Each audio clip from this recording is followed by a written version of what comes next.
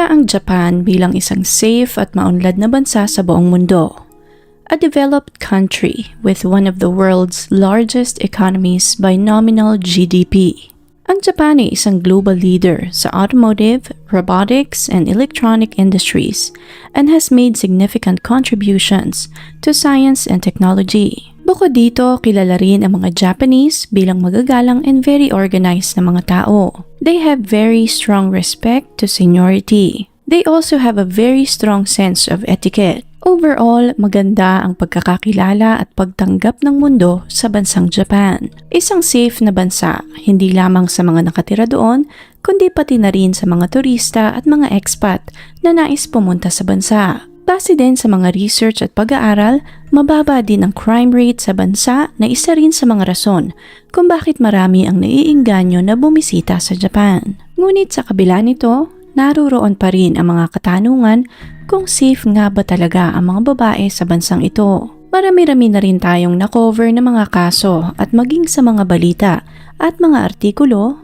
nakalathala din ang mga insidente na mga kababaihan na namumulestya o nababastos sa mga pampublikong lugar sa Japan. Karamihan din ng mga malalaswang videos na nag-originate sa Japan ay may mga tema kung saan ang mga babae ay mahina at ang lalaki ang malakas at may kapangyarihan. Mga tema ng pangahalay na kalaunan ay mauuwi sa mutual na kagustuhan na magtalik. Mga tema kung saan nababastos o nasisilipan ang mga babae sa mga pampublikong lugar, ngunit walang kasalanan ang lalaki dahil sa kasabihang boys will always be boys. Na para bang nagbibigay ng idea sa mga manonood na sa una ay papalag ang babae, ngunit ang totoo ay gusto din naman nila ang nangyayari. Ang kasong ating tatalakayin sa video na ito ay isang malinaw na indikasyon na maraming mga kaso ng pangahalay at panglalamang sa mga kababaihan ang hindi nai-report sa kapulisan ng Japan,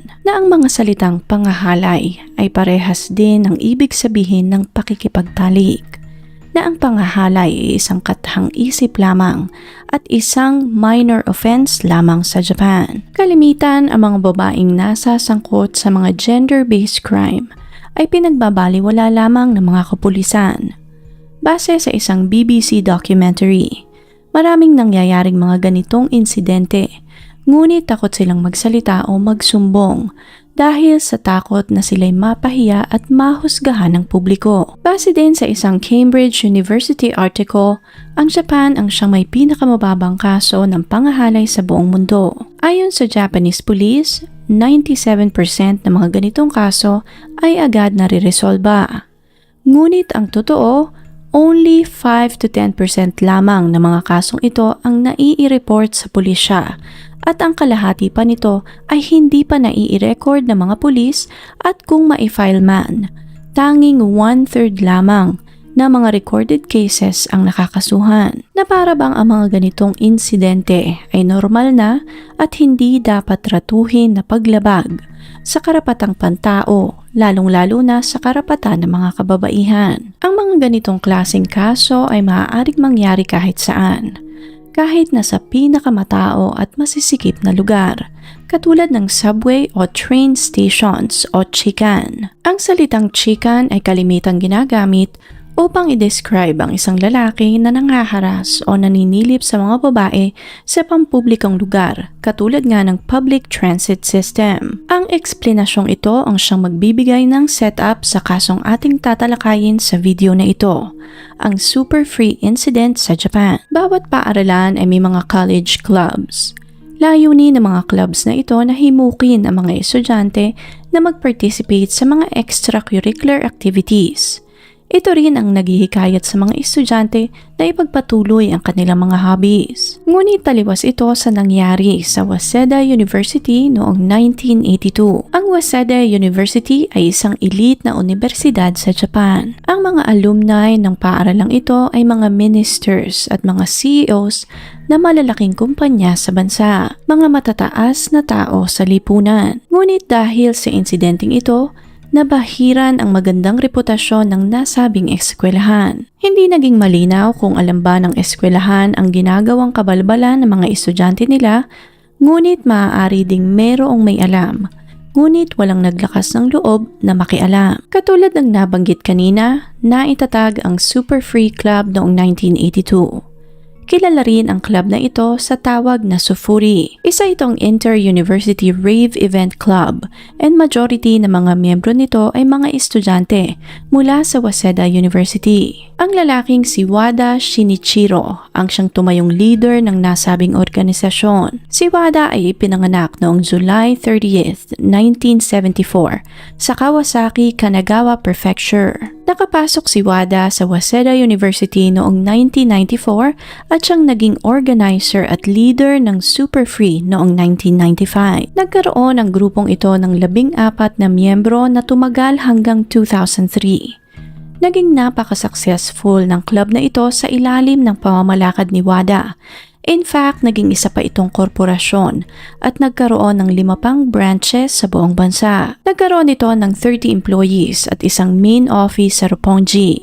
Nag-oorganisa ang grupong ito ng mga rave party sa Japan. Parang naging pyramid ang setup ng grupo. Required ang mga membro na magbenta ng tickets at kung sino ang nasa itaas ay siyang may pinakamalaking porsyento ng kita. Lahat ng miyembro ng club na ito ay iisa ang dahilan kung bakit sila sumapi sa grupo. Hindi para magkapera kundi para matupad ang kanilang pantasya na makipagtalik at manghalay ng mga babaeng walang kakayahang ipagtanggol ang kanilang sarili. Tinarget ng grupong ito ang mga kababaihan na very outgoing.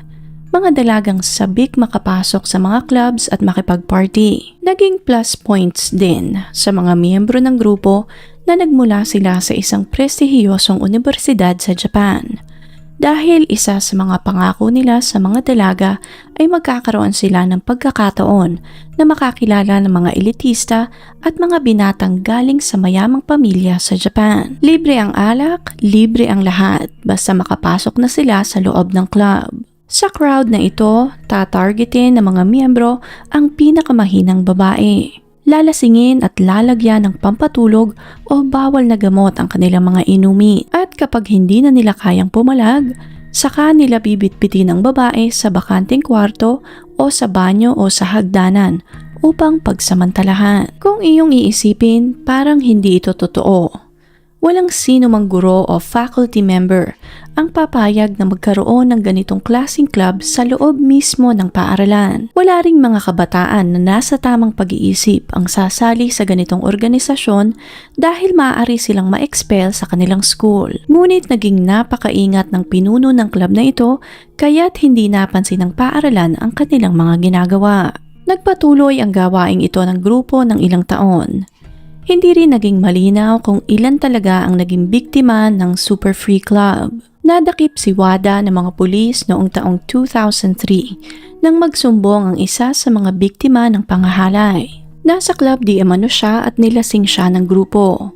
Nang hindi na niya maigalaw ang kanyang katawan, dinala siya ng mga lalaki sa hagdan at saka pinagpasapasahan. Nakapila ang mga lalaki habang naghihintay ng kanilang pagkakataon. Dahil sa sumbong na ito ng dalaga, naaresto si Wada noong June 9, 2003 kasama ang 13 pang miyembro ng grupo. Opisyal na na-dissolve ang grupong ito noong June 22, 2003.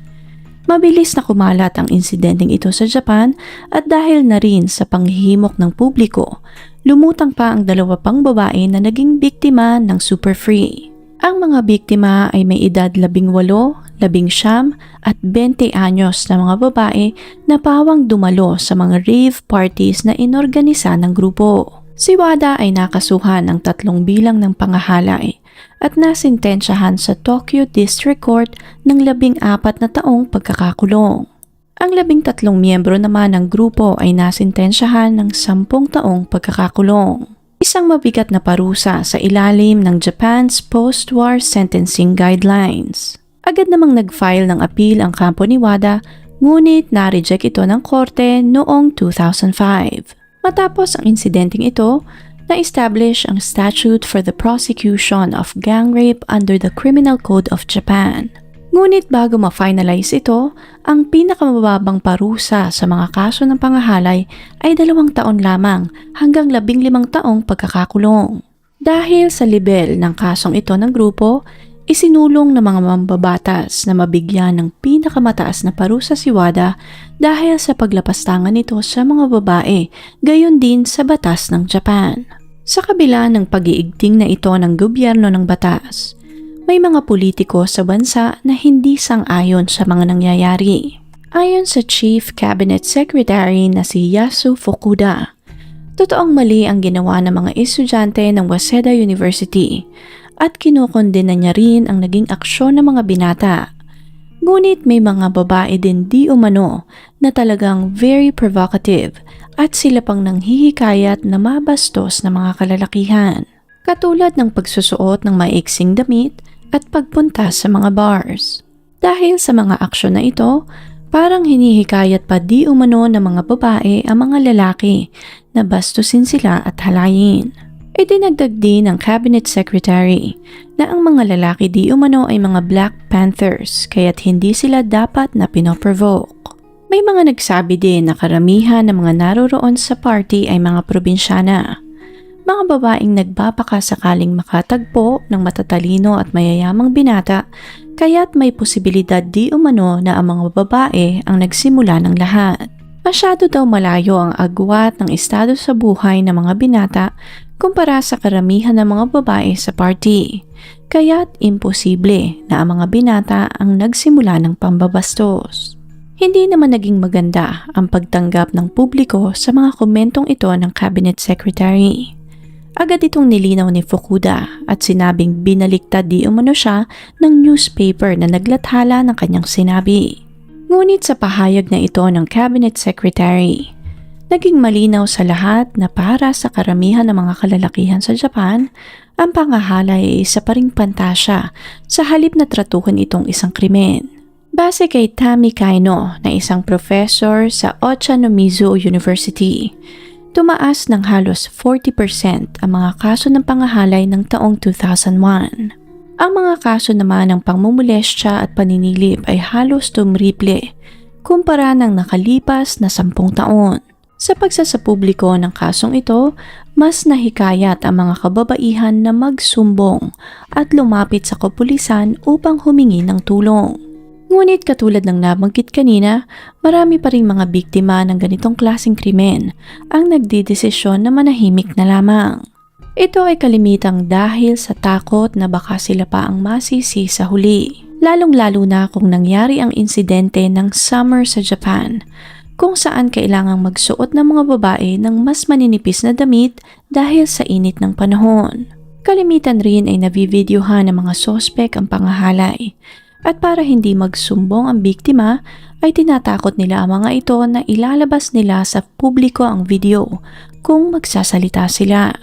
Ayon din sa iba, ang simpleng pagkindat at pagtango ay isang pahiwatig na nais makipagtalik ng babae sa lalaki. Ang pangahalay din di umano ay isang act of passion at hindi paglabag sa karapatang pantao. At usually, ang mga babae ay pumapalag lamang sa una, ngunit sa huli ay papayag din naman sa kagustuhan ng lalaki. Sa mga chain rental store sa Japan, halos kalahati na mga rental CDs na mga mahahalay na videos ay may tema ng pangahalay, ranking top 5 sa sales. May mga popular din na mga comic books at video games na bumibilog sa ulo ng mga kabataan na ang pangahalay ay isang pantasya at hindi isang krimen. Naging very evident ito sa kaso ng isang 17 years old na binata na naaresto ng pulis sa Japan dahil sa pangahalay sa 31 na mga babae. Ang dahilan niya sa mga pulis ay nais niyang i-reenact sa mga babaeng ito ang ginagawa ng mga lalaki sa mga mahahalay na videos na kanyang napapanood. Hanggang sa kasalukuyan, para sa ibang mga lalaki sa Japan, ang pangahalay ay isang minor offense at mayroong kapatawaran at kalimitan kapag may nangyayaring mga ganitong insidente, babae ang siyang sumasambot ng lahat ng sisi. Ngunit ayon naman sa mga eksperto, unti-unti nang nagbabago ang lahat. Mas maingat na ang mga kapulisan sa paghawak ng mga ganitong sensitibong kaso dahil na rin sa atensyon na nakuha ng kasong ito mula sa publiko. Ipinaalala rin ng mga dalubhasa sa publiko na ang pakikipagtalik ng walang permiso ay pangahalay at may karampatang parusa ang sinumang lalabag. Sa kasagsagan ng paglilitis ng kasong ito, nabanggit ang isang black comedy manga series na may pamagat na The Grape Man. Tumakbo ang series na ito simula 1985 hanggang 1992. Ang bidang superhero sa series na ito ay may layuning itama ang pagkakamali sa pamamagitan ng penetration o pangahalay sa mga babaeng nanakit sa kanilang mga kliyente.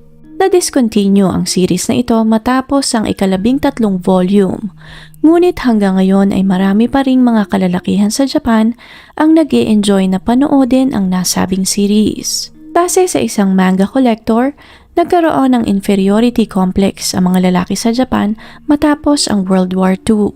Bago ang pagkatalo, dominante ang mga lalaki lalong-lalo na sa mga babae. Ngunit matapos ang pagkatalo sa World War II, pakiramdam nila ay isa silang talunan. Kaya't ang ilan, para maibalik ang dominance, mas pinipili nilang manood ng mga malalaswang media kung saan ang mga lalaki ang malakas at nakakasakop sa mga babae. Ang iba pa nga, sa halip na manood na lamang, ay mas pinipili pang manghalay upang maisakatuparan ang kanilang pantasya. I am not 100% sure kung may katotohanan ang lahat ng ito, so if you are from Japan or kung may idea kayo about this topic, please feel free to share your thoughts sa comment section below. Kung interesting po ang kasong ito para sa inyo, please leave a comment and share your thoughts sa comment section below. Please click on the subscribe button and notification bell as well para updated kayo sa mga susunod pang videos. Salamat po and see you on the next one.